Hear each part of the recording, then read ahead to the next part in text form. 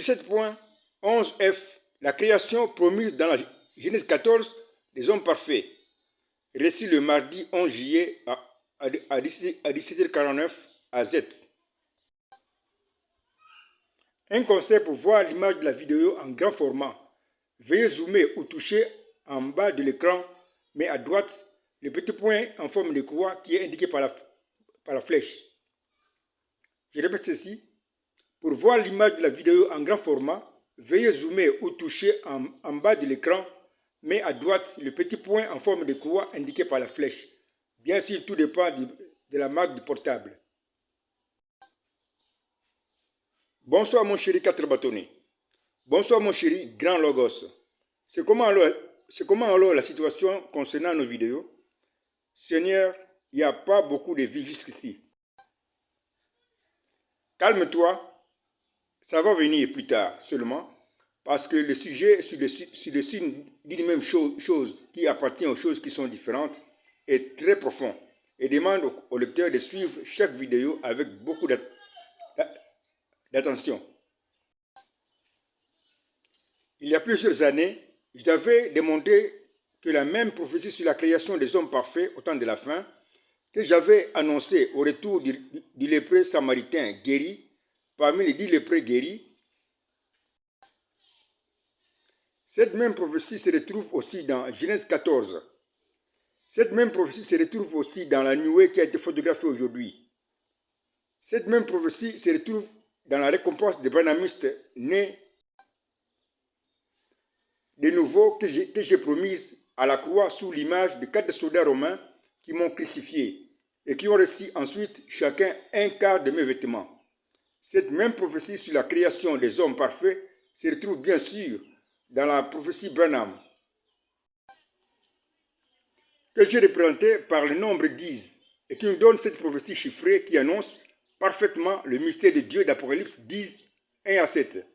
7 plus 3 égale 6 plus 4 égale 5 plus 5. Il faut toujours la lire 3 fois pour bien présenter ma pensée.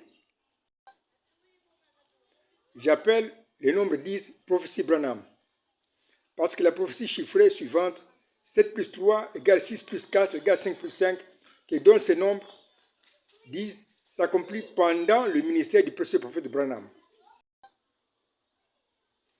Parlons encore de Genèse 14. Je te rappelle dans Lévitique 25 le chemin de 7 âges de l'Église. 1, 2, 3, 4, 5, 6, 7. 7 âges de l'Église. Chaque âge dit spirituellement 7 ans, un âge ou un jour. Quand nous disons comme Anna qu'un âge dit 7 ans, pour les 7 âges de l'Église, nous avons 7 fois 7 ans égale à 49 ans. Après les 49 ans, nous avons la 50e année de jubilé. Quand nous disons comme en B, qu'un âge dit un âge, pour les 7 âges, nous avons 7 fois un âge, nous donne 7 âges. Après les 7 âges, nous avons le 8e âge, que le prophète Branham a révélé comme étant l'âge de l'épouse qui sera enlevée. Quand nous disons comme en C, qu'un âge dit spirituellement un jour, 7 fois un jour, ça nous donne 7 jours. Après les 7 jours, nous avons maintenant le 8e jour. Le chemin nous montre clairement que la 50e année de jubilé, le 8e âge qui a été révélé par le précieux prophète Branham comme l'âge de l'épouse qui sera enlevée, et le 8e jour sont un seul et même jour. Je répète ici, comme le montre le dessin, la 50e année de jubilé, le 8e âge que le précieux prophète Branham a révélé comme l'âge de l'épouse qui sera enlevée, et le 8e jour sont un, c'est-à-dire un seul et même jour spirituel, qui est tout simplement le jour secrètement venu comme l'ange Melchizedek, qui sera l'ange de l'enlèvement, qui va se marier dans l'âge de l'épouse, avec l'épouse qui viendra des 7 âges de l'Église par le ministère du précieux prophète Branham. Comme je te l'avais démontré dans ma précieuse Bible, dans 2 Rois 6, dans Genèse 24, dans Exode 13, 21, et en plusieurs endroits de ma précieuse Bible. Je vais encore démontrer ici que c'est le précieux prophète Branham qui introduit tous les corps de Christ dans la 50e année du jubilé, qui est le jour secret de l'enlèvement de l'épouse. C'est donc le jour de rencontre ou de mariage de l'épouse qui viendra du 7e âge de l'Église et de l'ange de l'enlèvement que je suis. Christ qui revient par son ange comme l'ange Melchisédek et l'ange de l'enlèvement doit donc se marier au corps de Christ, c'est-à-dire à l'épouse qu'il va ensuite enlever, comme nous l'avons vu dans 2 Rois 6, dans Apocalypse 12 et ailleurs. C'est bien ainsi cette dimension de ma seconde venue, comme ange qui enlève l'Église et qu'il va rendre parfaite par sa propre voix de grondement de cette tonnerre, que j'appelle alors septième sceau.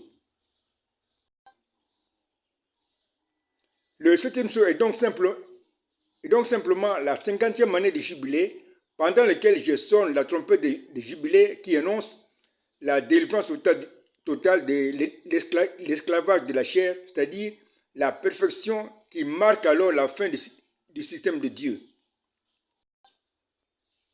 Système qui était prévu comme plan pour réussir à avoir encore des hommes parfaits, comme cela a été en Éden.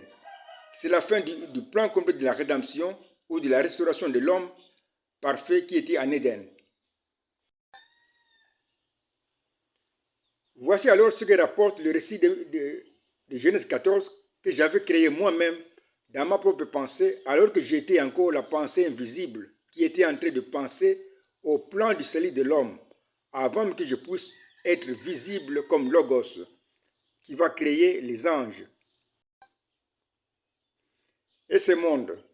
Le chemin des prophéties que j'étais appris à destiner aujourd'hui était donc inconnu aux anges qui sont alors en train de découvrir ce chemin aujourd'hui seulement où je dévoile tous les mystères qui étaient cachés dans ma pensée que j'ai ouverte pendant alors le ministère du précieux prophète Branham par lequel j'ai bien interprété toute ma précieuse Bible. Et si un ange déchu s'aventure à donner une autre interprétation par exemple de Malachie 4, il sera dévoilé par mon signe, qui est le signe d'une même chose auquel je regarde dans les choses qui sont différentes. Parce que ce signe d'une même chose unie les choses qui sont différentes dans un mariage spirituel qui est une prophétie. C'est pourquoi ce signe qui unit s'appelle aussi le signe de l'unité. Voici les événements qui sont rapportés dans Genèse 14. La guerre a fait fuir les rois de Sodome et celui de Gomorrhe. Les vainqueurs qui ont envahi le milieu ont alors enlevé toutes les richesses et même Lot, le neveu d'Abraham, qui va rassembler 318 hommes pour aller récupérer Lot et toutes les richesses. Perdues.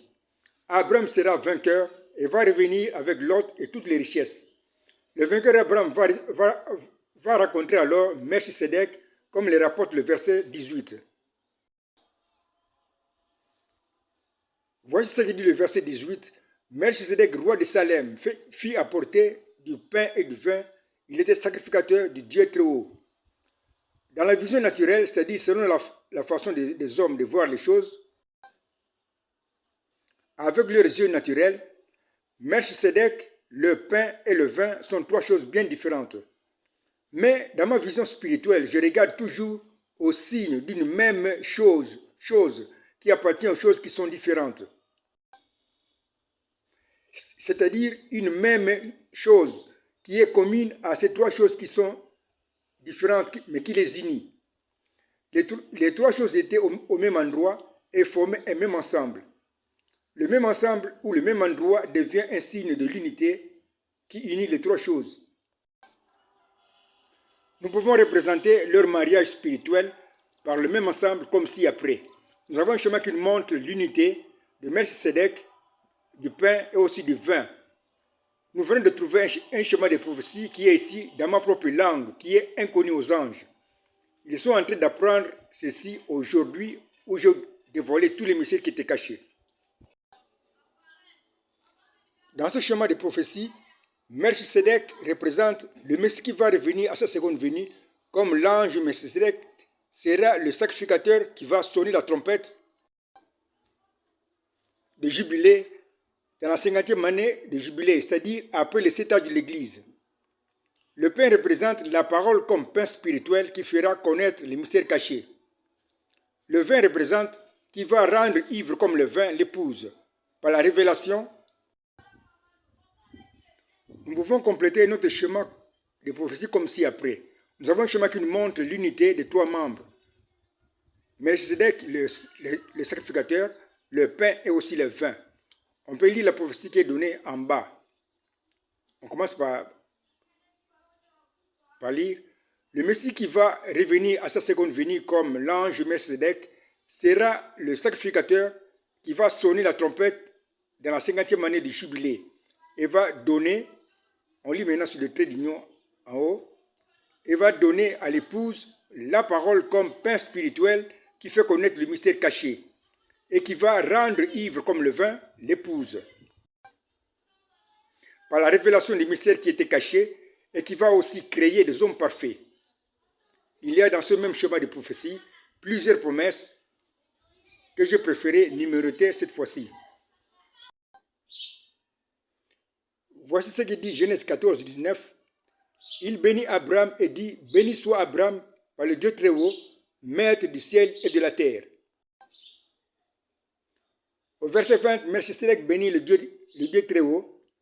Béni soit le Dieu très haut qui a livré tes ennemis entre tes mains, et Abraham lui donna la dîme de tout.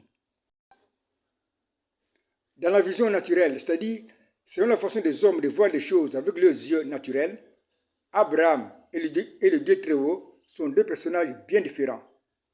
Les hommes ont raison, je leur donne 10 points sur 10 pour leur façon de voir. Mais dans ma vision spirituelle, en tant que créateur de ce récit de Genèse 14, je regarde toujours au signe d'une même chose qui est commun ou qui appartient aux choses qui sont différentes, comme Abraham et le Dieu très haut. Ils ont le même bénisseur Melchizedek qui devient un signe de leur liaison ou le pasteur signe de l'unité qui les unit dans un mariage spirituel comme ci-après. Nous avons un chemin qui nous montre l'unité d'Abraham et du Dieu très haut. Nous venons de trouver un schéma de prophétie. Un schéma de prophétie qui était écrit dans ma pensée avant même la création des anges et de ces mondes. Le schéma est donc ici dans une langue qui est inconnue aux anges. Nous avons ici un schéma qui montre l'unité d'Abraham et du Dieu très haut. Nous venons de trouver un personnage qui est promis, mais qui est à la fois un homme comme Abraham et le Dieu très haut. C'est ici la promesse qui va s'accomplir au temps de la fin, du retour de l'unité. De l'homme et Dieu, comme cela a été avec Adam en Éden avant sa chute. Voici ce qui est promis que nous lisons 2 fois en bas. L'homme et Dieu seront à nouveau un au temps de la fin, comme cela a été avec Adam avant sa chute. Voici ce qui est promis une 2e fois que nous lisons en bas. L'homme va porter Dieu qui est la perfection et sera alors un homme qui est rendu parfait. Pour remercier Melchizedek qui l'a béni, Abraham lui donna la dîme de tout ce qu'il a reçu. Or, ma Bible est le seul livre au monde dans lequel le mouvement d'un personnage crée une prophétie biblique. Le mouvement de la dîme peut être représenté par une flèche comme ci-après. Nous avons ici une flèche qui indique le mouvement de la dîme. Or, cette flèche a comme départ Abraham et Melchizedek comme arrivée. Nous avons alors en bas un chemin qui nous montre la flèche qui part d'Abraham qui arrive à Melchizedek. Ce beau dessin nous montre que la même flèche de mouvement est devenue un signe de liaison ou de l'unité qui unit le départ et l'arrivée comme ci-après.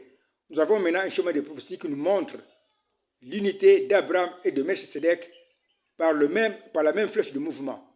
Nous venons de trouver un chemin de prophétie. Nous avons trouvé un chemin qui montre l'unité d'Abraham et de Melchizedek. Nous avons indiqué 2 pour ce chemin. Ici encore, nous venons de trouver un personnage qui est promis, mais qui est à la fois un homme et Melchizedek, comme dans le schéma suivant de l'unité qu'on avait d'abord trouvé, qui montre l'unité d'Abraham et du Dieu très haut. Rassemblons ici les 2 schémas de l'unité. Nous avons le schéma qui montre l'unité d'Abraham et aussi de Melchizedek. Et nous avons aussi le chemin qui montre l'unité d'Abraham et du Dieu très haut. Dans ma vision spirituelle, Melchizedek et le Dieu très haut sont liés au même Abraham, comme le montre le dessin. Le même Abraham devient un signe de liaison ou de l'unité qui unit dans un mariage spirituel Melchizedek et le Dieu très haut, comme ci-après. Nous voyons ici un chemin qui montre l'unité de Melchizedek et aussi du Dieu très haut. Nous venons de trouver un chemin de prophétie qui peut répondre à la question qui est Melchizedek. Nous avons trouvé un chemin qui montre l'unité de Melchizedek et du Dieu très haut. Ce chemin répond à la question qui est Melchizedek. Nous avons la réponse en bas. Melchizedek, c'est le Dieu très haut. Tu n'es pas un prophète, mais un simple dessinateur des prophéties bibliques. Tu as trouvé exactement, mais sous forme d'un dessin, ce que Paul a reçu par révélation concernant Melchizedek que je suis. Revenons maintenant à notre chemin qui montre l'unité d'Abraham qui a donné la dîme et de Melchizedek qui a donné le pain et le vin. Nous avons trouvé un chemin de prophétie qui montre Abraham qui est uni à Melchizedek par le mouvement de la dîme que nous avons indiqué par la flèche. C'est pourquoi nous avons mis entre parenthèses même flèche de mouvement. Dans ce chemin, Abraham représente, après le combat mené par l'Église, qui est ici représenté par Abraham, pendant les 7 ans de l'Église, pour chercher les âmes perdues comme Lot, l'Église recevra juste à la fin de cet âge, juste à la fin, comme nous avons indiqué comme première promesse numérotée par 1, juste à la fin de cet âge, un prophète du nom de Branham, qui signifie Abraham, d'après le signe d'une même chose qui montre que ces deux noms bien différents sont spirituellement un, c'est-à-dire un seul et même nom, le même nombre 7 de lettres et la même terminaison HAM. Le prophète Branham va donc, sa deuxième prophétie, va donc introduire l'épouse dans le jour secret de la venue du Seigneur comme l'ange Melchizedek et ange de l'enlèvement. Nous pouvons compléter notre chemin de prophétie comme ci-après, que nous lisons en bas. Après le combat mené par l'Église, qui est ici représenté par Abraham, pour chercher les âmes perdues comme Lot, l'Église recevra juste à la fin, nous avons marqué 1, pour montrer que c'est la première promesse qui est donnée dans ce chemin. L'Église recevra juste à la fin de cet âge de l'Église un prophète du nom de Branham, qui signifie Abraham, d'après le signe d'une même chose qui montre que ces deux noms sont un. On remonte maintenant au niveau du trait d'union. Le même nombre 7 de lettres et la même terminaison HAM. Le prophète Branham va introduire l'épouse dans les jours secrets. On va voir plus loin toute la prophétie parce que le chemin est trop petit. Nous reprenons ici toute la prophétie du chemin. Après le combat mené par l'Église, qui est ici représenté par Abraham, l'Église recevra juste à la fin de cet âge un prophète du nom de Branham, qui signifie Abraham, d'après le signe d'une même chose, qui montre que ces deux noms bien différents sont spirituellement un, c'est-à-dire un seul et même nom, le même nombre 7 de lettres et la même terminaison HAM. Le prophète Branham va donc introduire l'épouse dans les jours secrets de la venue du Seigneur comme l'ange Melchizedek et l'ange de l'enlèvement. L'ange Melchizedek qui sera sacrificateur de la 50e année du jubilé, c'est-à-dire après le 7 ans de l'Église, va donner la parole comme pain spirituel qui fait connaître des mystères cachés, mais qui va rendre ivre comme le vin l'épouse par la révélation des mystères cachés. Révélation qui va enlever l'épouse et créer des hommes parfaits comme Branham, qui aura deux parties. La part de Dieu dans l'homme parfait Branham, qu'il va présenter à Dieu comme dîme, sera 1/10, c'est-à-dire une portion du Saint-Esprit. Mais une portion adulte du Saint-Esprit, pas la plénitude du Saint-Esprit. La part de l'homme parfait Branham qu'il va présenter à Dieu sera 9 dixièmes. L'homme parfait Branham sera un sacrificateur qui va tout offrir à Dieu. Son âme comme 1 dixième et, tout son corps de chair comme 9 dixièmes. En tant que l'auteur de la Bible qui t'enseigne à partir de son signe d'une même chose avec lequel j'ai écrit ma précieuse Bible, j'ai préféré cette fois-ci numéroter chaque promesse qu'on peut alors retrouver ailleurs. Après tout, c'est ma propre Bible. En tant que l'auteur de ma Bible, je démontre que la même promesse que j'ai donnée dans Genèse 14 se retrouve ailleurs dans ma précieuse Bible. Nous voyons maintenant un tableau qui montre clairement la promesse donnée dans Genèse 14. C'est la même promesse qu'on retrouve ailleurs. Au numéro 1, nous avons « Juste à la fin de cet âge de l'Église, viendra un prophète ». À droite, nous avons au numéro 1 « Juste à la queue du serpent du bâton de Moïse ». Comme aussi dans Exode 13, 21 et dans 2 Rois 6. Voici la deuxième promesse. Branham introduit l'épouse dans les jours secrets de l'enlèvement. Nous retrouvons la même promesse ailleurs dans la Bible, dans Exode 13, 21, dans Genèse 24, dans 2 Rois 6, dans Jean 20 qui parle des bandes et des linges de la tête de Jésus, et aussi dans le résumé de cet âge de l'Église. Voici la troisième promesse. La révélation des mystères cachés va enlever l'épouse. Nous avons la même promesse dans Apocalypse 19 avec le ciel ouvert, avec les 4 êtres vivants d'Ézéchiel 1 qui ont 4 côtés et 4 ailes, avec le rocher qui porte l'écrit l'aigle blanc dans la brochure. Voici encore notre liste qui montre que la même promesse trouvée dans Genèse 14 se retrouve ailleurs dans ma Bible. Nous avons au numéro 4 la promesse de la révélation des mystères cachés qui va créer des hommes parfaits. Cette promesse se retrouve ailleurs dans ma Bible, en plusieurs endroits. Dans Exode 24, dans la prophétie Branham, représentée par 10, où 7 plus 3 égale 6 plus 4 égale 5 plus 5. Dans la nuée, avec la sortie de l'homme parfait, et partout ailleurs. Dans le chemin suivant, qui montre l'unité d'Abraham qui a donné la dîme, et de Melchizedek qui a donné le pain et le vin, j'ai démontré qu'un prophète du nom de Branham viendra juste à la fin de cet âge, mettre en contact, je dis bien en contact, l'épouse qui sera enlevée avec l'ange de l'enlèvement que je suis. Quand tu vas présenter prochainement ce même schéma, tu vas simplifier les autres détails. L'essentiel est de présenter le ministère prévu pour faire sortir l'épouse du septième âge de l'Église.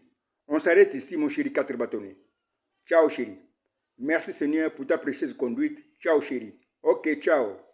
À suivre dans la vidéo 17.11G. Or, HAM égale HIM.